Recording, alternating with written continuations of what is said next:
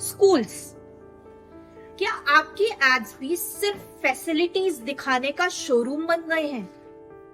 क्या आप भी इन 3 सिनेरियोस के साथ अपने आप को रिलेट करते हैं? हर पोस्ट में स्विमिंग पूल, लैब्स और क्लासरूम ही दिखते हैं। पेरेंट्स के सपने या बचपन की कहानियां का कोई जिक्र नहीं होता। एडमिशंस के लिए इमोशंस नहीं, सिर्फ स्ट्रक्चर का प्रमोशन हो रहा है।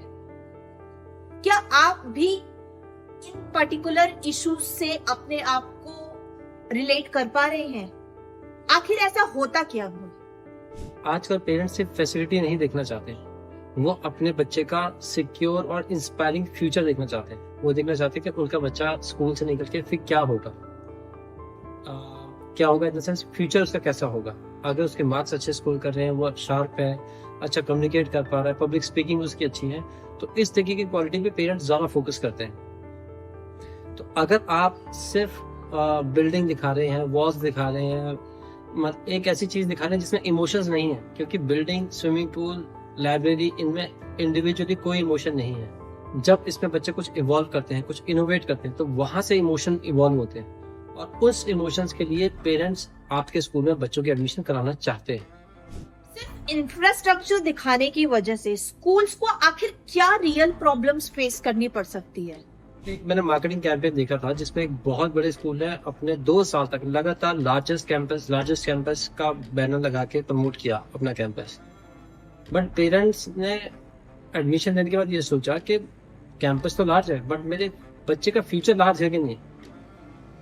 जब तक वो मैसेज कम्युनिकेट नहीं होता तो आपका इंफ्रा सिर्फ वन टाइम में भी अट्रैक्ट कर सकता है। बट अगर पेरेंट्स को आपका स्कूल, आपका काम करने का प्रोसेस, आपका बच्चे को लेके जो आपका थॉट प्रोसेस है, उसकी ग्रोथ को लेके अगर वो समझ में नहीं आता एडमिशन लेने के बाद, तो नेक्स्ट ईयर भी आपके पास से स्विच कर सकता है पेरेंट्स।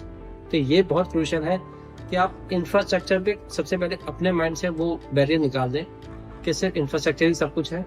बच्चों का जो फ्यूचर है, उसके जो इंस्पिरेशनल गोल्स हैं, उसके जो पर्सनल ग्रोथ है या उसके जो पर्सनल डेवलपमेंट है, वो बहुत ज्यादा क्रूशियल है पेरेंट्स के पर्सपेक्टिव से। Very well said. तो अगर एक स्कूल को छोटी सी शुरुआत करनी है तो आखिर वो क्या करे?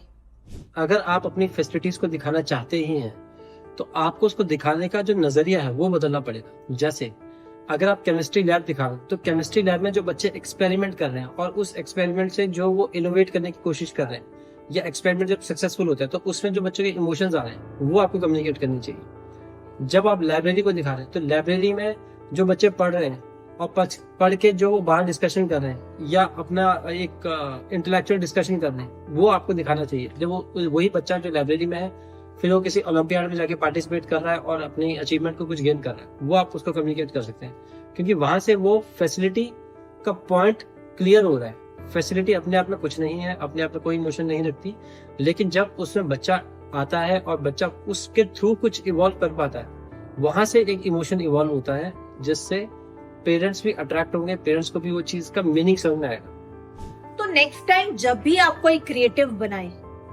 ये ध्यान में रखिए कि आपको सिर्फ फैसिलिटीज दिखानी है या पेरेंट्स के सपनों को भी दिखाना है।